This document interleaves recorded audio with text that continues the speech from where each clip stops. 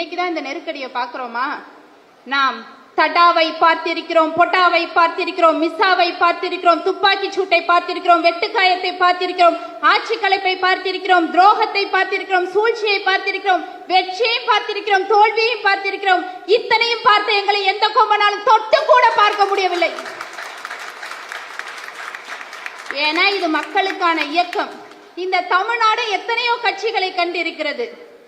மூதறிஞர் ராஜாஜி அவர்கள் ஆரம்பிச்ச சுதந்திர கட்சி, சிலம்பு செல்வர் மாப்போசி அவர்கள் ஆரம்பிச்ச தமிழக அரசு கழகம், இலக்கிய செல்வர் குமரி ஆனந்தன் அவர்கள் ஆரம்பிச்ச காந்தி காமராஜ் தேசிய காங்கிரஸ், பெருந்தலைவர் காமராஜர் அவர்கள் ஆரம்பிச்ச ஸ்தாபன காங்கிரஸ், நடிகர் திலகம் சிவாஜி கணேசன் ஆரம்பிச்ச தமிழக முன்னேற்ற முன்னணி, நடிகர் பாக்யராஜ் அவர்கள், நடிகர் கார்த்திக், நடிகர் டி ராஜேந்திர அவர்கள், நடிகர் சரத்குமார் அவர்கள், இப்படி எத்தனையோ கட்சிகளை இந்த தமிழ்நாடு கண்டிருக்கிறது.